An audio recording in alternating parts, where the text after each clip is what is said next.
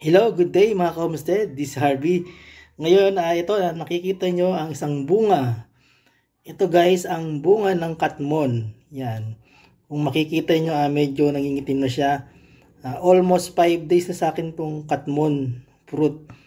Ngayon, dahil panahon ngayon ng pamumunga ng mga katmon tree, yan, nakuha ko to guys sa isang pasyalan doon sa may San Mateo Rizal. Doon sa malapit sa may Timberland Heights. Yan.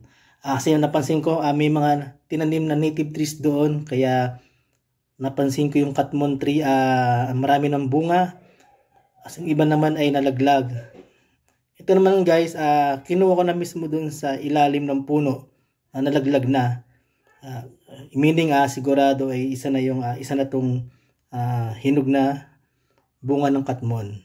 Yan, palilipasin natin ng mga kahit 2 araw itong bunga ng katmon or kahit 7 days. And then bubuksan na natin at itanim na natin yung mga buto ng katmon. Yan guys, after 7 days, ito na itsura ng bunga ng katmon. Ngayon, bubuksan natin siya. Yan, buksan ko muna guys. Yan mga ka-homestead, ito yung kanyang laman. Ngayon, tingnan natin yung buto niya.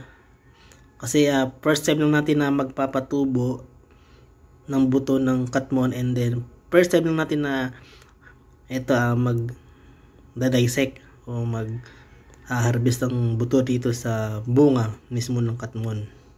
Yan guys, after natin siyang himay-himayin yung laman ng buto ng yung bunga ng katmon. Yan, nakita ko ito na pala yung buto niya. Dito dikit. Yan, kung ayan, pinokos natin, nandito yung mga buto niya.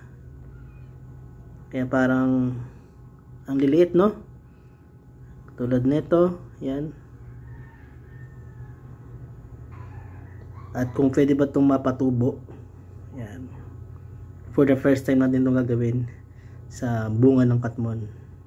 Yan mga ka-homestead, nabuksan natin yung pinakalaman niya 1 by 1. Yan, ito na yung mga buto niya guys. Yan, ito mismo yan. And then kukunin natin sa mismo sa laman dahil siya ay nakadikit. Yan, para siyang dalandan yung hugis ng laman, pero yung mga buto niya parang singliit ng saging. Yan. And then ilalagay natin dito sa pinakaplato. Yan guys, pero naisip ko rin na wag ko nang tanggalin isa-isa. Baka mas mahirap, baka hindi siya mapalubog yung buto dun sa ating nataniman sa paso.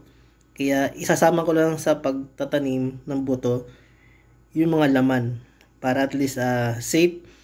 And then part na rin siya ng magiging part na rin siya ng nutrients pag tumubo itong mga buto kung sakali. Ayan, dito ko siya ilalagay sa 2 paso. Hatiin natin siya. Ayan. At least malilit lang itong ating pagtataniman para madaling i-manage. Ayan. Ayan, kuha tayo ng isa. 2 na pala to.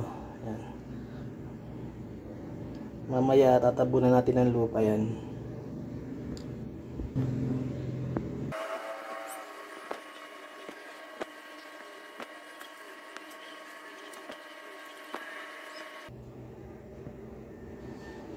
Yan, hopefully sana mag-success itong ating pagpapatubo ng katmon. And then next, tabunan nito ng kaunting lupa lang.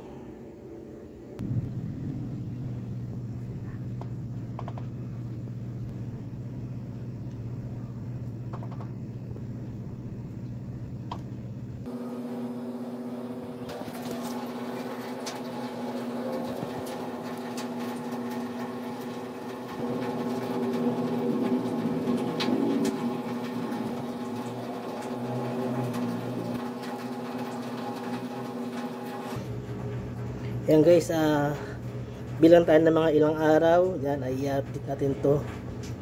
every day or every week, yan, kung kailan siya tutubo, para ma-record natin kung ilang days tutubo yung buto ng katmon. At and then i-update din namin kayo kung ito ay hindi tutubo o magka-success o hindi magka-success.